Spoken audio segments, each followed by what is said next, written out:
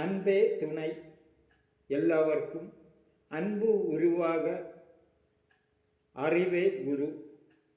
அவரவரில் இயங்கும் அறிவு அவரவர்க்கு குருவே. அது அனுபவ அறிவு. சூரியநாதம் தினம் ஒரு வீடியோ 109 கூறுவது, இப்படி உங்களின் அறிவு குருவாய் இருப்பது படித்ததன் மூலம். அப்படி நானும் படித்து கூறுவது, இங்கு கூறுவது உங்களில் ஆனால் என்ன செய்வீர்கள், அதைத்தான் நான் உங்களாகி கூறுவது. இங்கு கூறுவது முள்ளு கொண்டு பனை ஓலையில் எழுதியது, கல்லு கொண்டு வாழும் காலத்தில். அதை கற்காலம் என்பது அறிவியல் ஆராய்ச்சிகள்.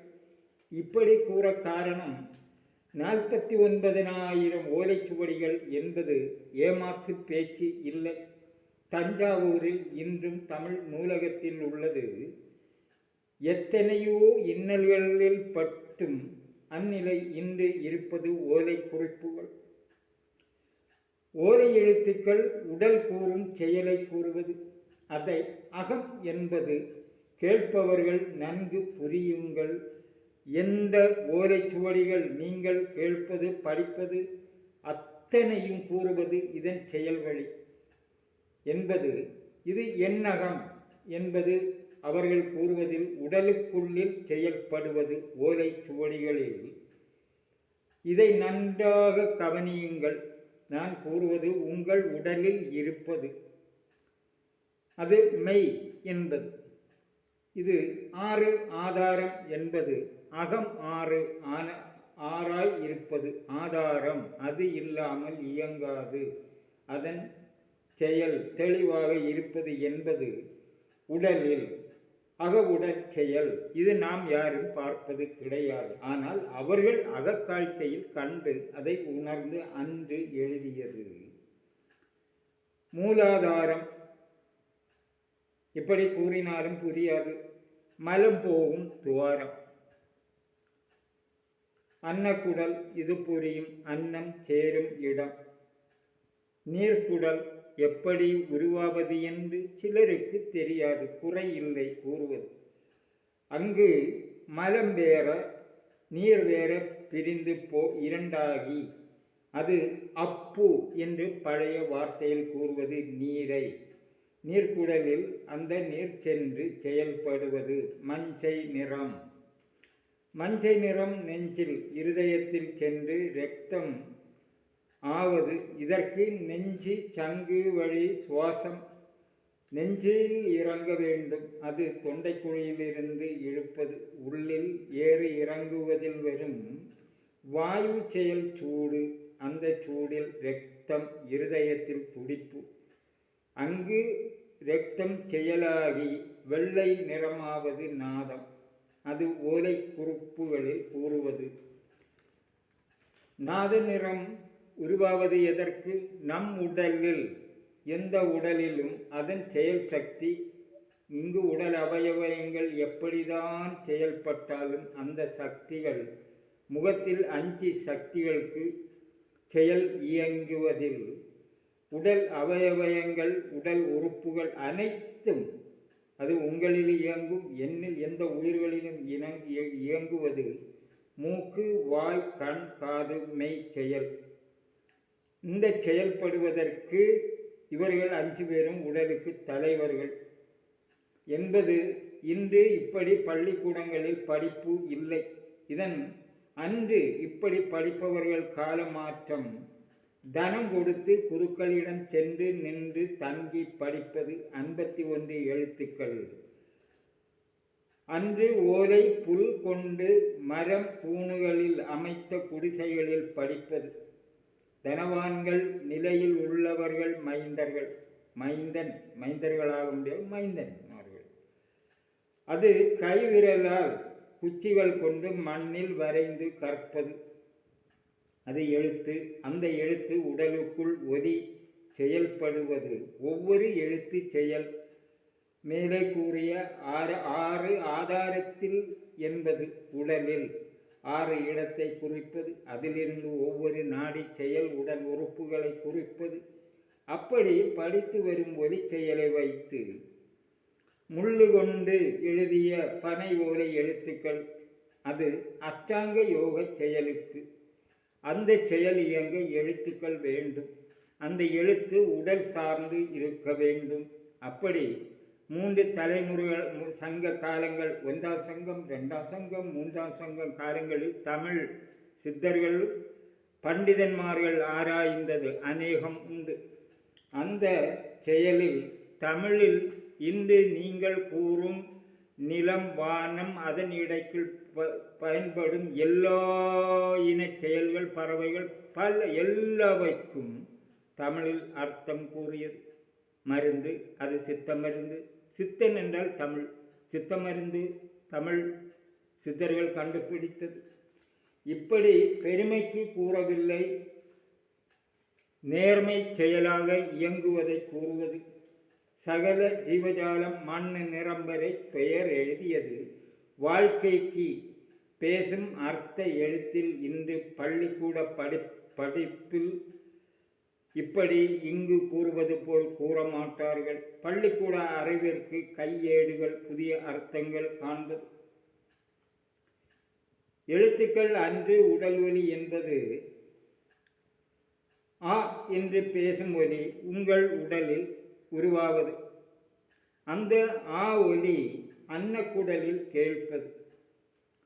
அது நீங்கள் பேசுங்கள், ஒரு 1, 2, 3 முறை பேசும்போது அந்த கவனம், அந்த ஆ ஒலி எங்கே அன்னக்குடலில் கையை வைத்து அங்கு உருவாகும் அந்த ஒலி செயல் புரியுங்கள். இது அப்படி புரியவில்லை என்றால் சம்பளக்கால் போட்டு முதுகை நிமர்த்தி கண் மூக்கு நுனியை பார்க்கும் அளவிற்கு பார்வை வைத்து பல நினைவுகளை மாற்றி வைத்து 2 நிமிடம் அதை கூர்ந்து ஆ எழுத்து ஒலி இயங்குவது எங்கு என்றால் உங்கள் அன்னக்குடலில் நின்று ஒலிப்பது. இப்படி கூற காரணம், திருமந்திரம் கூறுவது 15 முதல் 20 வரை எழுத்து ஒலியை வைத்து 4 வரிக்குள் இத்தனை எழுத்துக்கள் என்றும், அந்த 4 வரிக்குள் வரும் அன்னை எழுத்து, நீர் எழுத்து, நெஞ்சு எழுத்து, தொண்டை எழுத்து, நெற்றி எழுத்து என்பது. அதில் அப்படி ஒவ்வொரு செயலும் கூறுவதில் நான் இப்படி கூறாமல் அங்கு எப்படித்தான் சத்தியத்தை எழுதினாலும் தெரியாது. ஆகவே இப்படி கூறுவதில் பட்டினத்து சித்தர் குறிப்புகளில் பாருங்கள், 30 எழுத்து, 48, 52 சந்த விருத்தம் என்று கூறுவது. தோழி என்றால் இன்று நீங்கள் எந்த கதை கேட்டாலும் அது யாரை குறிப்பிடுகிறது? இங்கு உடலுக்குள் பெண் சக்தி காம செயலை கூறுவது. இப்படி நீங்கள் புரிய வேண்டுமென்றால் நான் அப்படி எப்படித்தான் கூறினாலும் முடியாது, இப்படி கூற வேண்டும். எப்படி? இங்கு இருக்கும் அவர்கள் சித்தர்களில் பரிபாஷையில் வருவது. இங்கு தமிழில் 30 எழுத்துக்கள் உண்டு, அப்படி கிடையாது, 51 எழுத்துக்கள் உண்டு. அது பிறகு கூறலாம். இப்போது இங்கு கூறுவது 6 ஆதாரம், மூலாதாரம், எருவாய், கருவாய், இடையில் ஓம் மந்திரம். ஓம் ஓய்க்குள் மா இம் புள்ளி அச்சடி காலத்திற்கு முன்னில் ஓலை எழுத்துக்களில் காண்பது. இன்று பள்ளிக்கூடங்களில் அந்த எழுத்து கிடையாது, அக்கெழுத்து கிடையாது. அக்கெழுத்து 1970 முன்னில் நான் படித்ததில் கண்டது. அந்த இன்று இப்படி இங்கு கூறுவது உடலை. இந்த இடையில் கருவாய், இடையில் ஓம் எழுத்து, கருவாய் எருவாய் என்பதின் நடுவே தொடை, 2 தொடை நடுவே ஆண்குறி இருக்கும் இடம், அதைத்தான் கூறுவது நடு. அங்கு கேட்கும் ஒலி. அதற்கு பல செயல்கள் உண்டு. ஆரூரான் திருமந்திரம் மாணிக்கவாசகர்கள் அநேகம் சித்தர்கள் கூறுவது அந்நிலைக்கு எத்துவது. இது இந்த அங்கு 4 இதழ் ஓ மந்திரம் 4 இதழ். 4 இதழ் என்றால் பூ இதழ் கிடையாது, எழுத்தின் ஒலி செயல். இதழ் என்றால் அதன் வெறும் நுணுக்கங்கள். எப்படி சிவவாக்கியர் கூறுவது 10 வார்த்தையில் 8ஆம் குறிப்பில், எழுத்தும் நீ இசைந்த பண் எழுத்தும் நீ என்பதில் எதை கூறுகிறது? இசைந்து வரும் எழுத்துக்கள், தத்துவங்கள், அதை வைத்து. அப்படி இங்கு கூறுவதில் ஆ சுவாதிஷ்டானம், அது உந்தியில். சுவாது இஷ்டத்தானம். இப்போது இங்கு இப்படி கூறும்போது ஆசான் சித்தர்கள் வழியில் கூறுவது. அந்நிலை தெரிந்து இங்கு வரும்போது சுவாதிஷ்டானம் என்பது அன்னக்கூடல், அது உந்தி. வயறு, அதில் 6 எழுத்து 6 இதழ் என்று கூறுவது பொன் செயலான மந்திர திருவாய் எழுத்துக்கள். தேவபாஷ தமிழ், அது உடலை சார்ந்தது, அதை உடலுக்குள் வைத்து கூறுவது. அதன் அர்த்தங்கள் மெய்ப்பொருள் தெய்வம் என்பதில் மெய் உடலுக்குள் காண்பது, பொருளாக்குவது. அந்நிலையில் சுவாதிஷ்டானம் உந்தியில், நா மந்திரம், 6 இதழ், ஆ ஐ ஓடி பிரம்மா தெய்வம், உடலுக்குள் அன்னக்குடலில். சூரியநாதம் அனைத்தும் கூறுவது இப்படித்தான். இங்கு இந்த எழுத்தை கூறுவது நா மந்திரம், ஆ எழுத்து, 6 எழுத்து. அதில் ஆ ஆ நா கா இக்கா கா என ஒரு எழுத்து கூடி அதில் வர வேண்டும். நீங்களும் கண்டுபிடிக்கலாம். இப்படி கூறுவதில் ஆ எழுத்து அந்த இடை வாய்க்குள் அன்னக்குடலில் நின்று ஒலிப்பது. இப்படி ஒலிக்கும் எழுத்தை கூறுவது பேச்சுக்காக கிடையாது. இந்த இங்கு கூறிய ஆ எழுத்தை வைத்து நீங்கள் புரியுங்கள்.